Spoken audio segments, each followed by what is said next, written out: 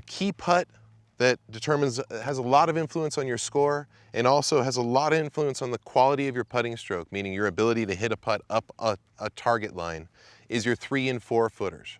I want you to start with 3 footers, and I want you to make them in abundance. And I want you to make them in abundance in succession.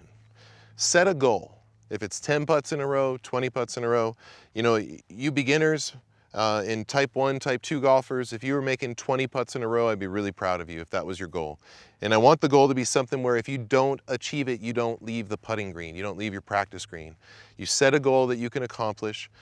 And what this goal does is it puts a little bit of pressure on you. Because if you set the goal to be you're gonna make 10 in a row before you go home, well, you don't get to leave until you make those 10 in a row. And you're gonna find that the process of hitting 10 putts, you're gonna experience a little bit of pressure towards the end because naturally you wanna complete your goal. You wanna complete the process and head on out. As you increase the number, as you get better and you feel like your dedication can afford this, increase to 20, 25, 50, 100 putts in a row before you go home. What you're gonna find is the higher number you strive for, the more putts you're gonna experience with pressure.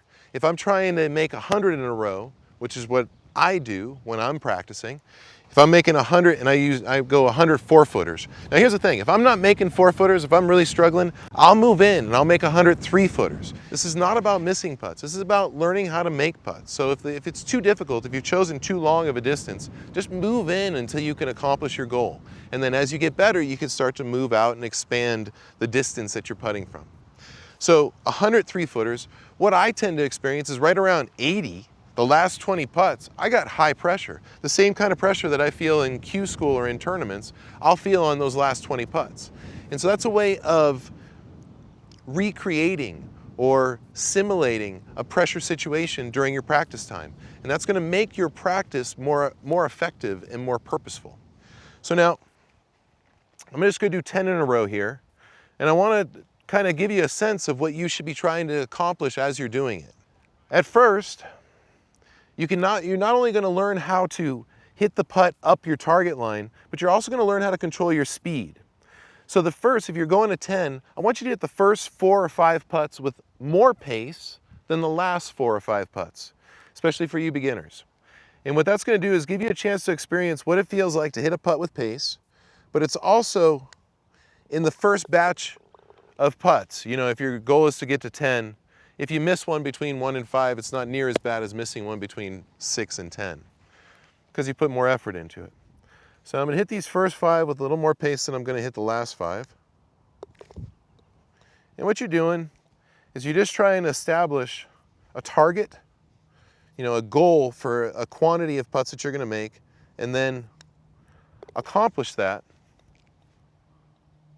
by spending the time and dedicating. If you really are going to make 10 in a row, make sure you don't leave the green before you make 10 in a row. And the reason why this 3-footer is so important is because in the academy, we don't take gimmies. Gimmies are not a part of the game.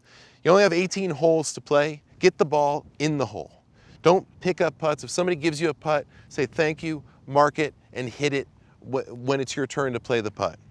But gimmies, look, if you're good enough to take the gimme, then you're good enough to just make it. So this one's 5. I hit this one with the pace still. Okay. Now I got 5 to go.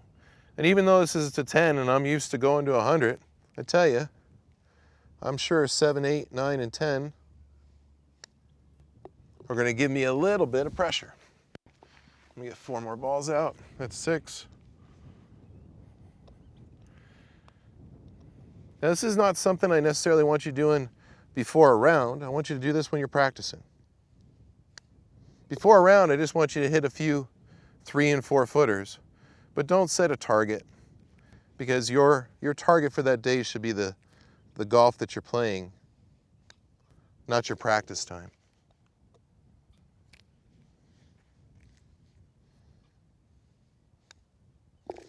All right, so here I'm at 10.